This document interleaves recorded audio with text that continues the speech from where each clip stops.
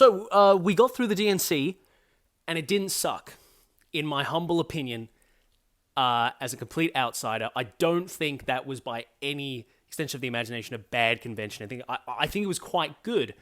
But now that we're through it, I think we can look back and we can think, what does this tell us about the election, how the DNC was handled, and looking at a previous point, the first rambling video I made on US politics is like, is it clear that they learned from 2016 with this convention? In looking at the 2016 DNC, I think it's important to go back to 2008 and understand why Hillary Clinton was the candidate that she was. And I think a lot of people, when they look back at critique, is there was a lot of focus on the fact that Hillary Clinton was going to be groundbreaking in that she would be the first female president. And that is like absolutely a historic moment if it ever happens. But Hillary Clinton was kind of forced to identify herself that way. Back in 2008, when she was running against Obama in the Democratic primaries, she had to define herself somehow. And defining herself as like the female candidate and talking about that and focusing on that was mainly for two reasons. It set her apart from her husband, who was already a well-established male politician in the party, and it gave her a counter to the idea that Obama alone had this idea of monopoly of being a groundbreaking candidate. Because in that race, it was either going to be the first female or the first African-American candidate of a major party. So Hillary really had to lean into that in 2008, and it seems that that kind of stuck with her up until and including 2016. So in 2016, when Hillary's coming out, you see signs that say, I'm with her. A lot of the messaging is about the historical relevance of her campaign, not so much like a broader pro-American message, but like a specific focus on a symbolic social progress that will be made if she's the candidate. So yeah, you see a lot of that messaging about the fact that she's a woman, the official slogan being, like I said, I'm with her, and you see that at the DNC in 2016.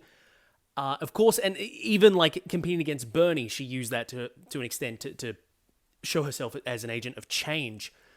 And just comparing that with the DNC this time around is unbelievable. Like when Kamala Harris comes out onto the stage, it's not a sign that says I'm with her.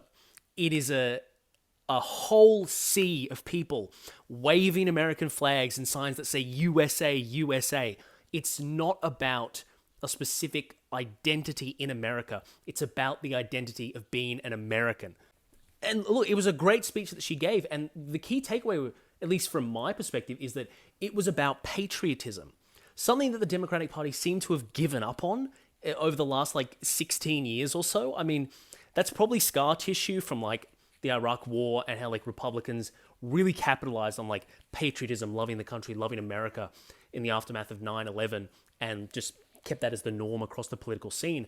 But it's fascinating to see them taking it back, because the messaging now, I believe it was Josh Shapiro, the governor of Pennsylvania, who in one of his speeches really reframed it and tried to take patriotism back. The word that he used was, I'm sick of Donald Trump talking shit about America. Donald Trump's campaign is based on negativity. It absolutely is.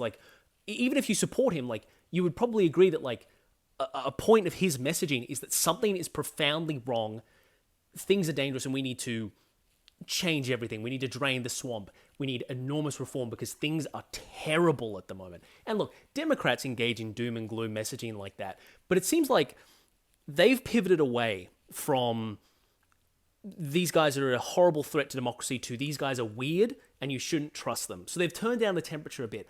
Republicans don't seem to have that ability, or at least Trump personally doesn't have the ability to not run an inherently negative campaign. And look, the slogan of his campaign, literally, of his last two, all three of his campaigns has been, Make America Great Again. The implicit implication there being that America is not good at the moment, and it hasn't been for a while. And I think the move from the Democrats to change it to we are patriots, and that the Republicans having a problem with this country means that they do not like this country. And I think there is some political value in that. Now, I'm not saying that this tactic is morally good or something that should be done, but if you can frame criticism of America as anti-patriotism and hatred of America, you can get pretty far. I mean, look at what happened to people that criticized the Iraq War in 2003. They got branded as hating the country. And Bush got a lot of political capital out of that. A lot of political capital. So if the Democrats can effectively reframe Trump's entire campaign and write the whole thing off as, we are patriots, we represent this country, we love this country, that man hates it, then I think they might actually get some ground with that.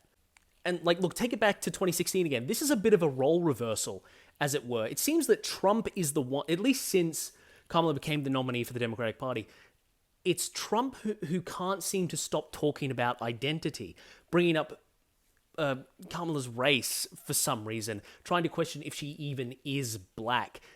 When Josh Shapiro spoke at the DNC, Trump described him as an overrated Jewish governor, and then Trump described himself as the greatest friend to Israel.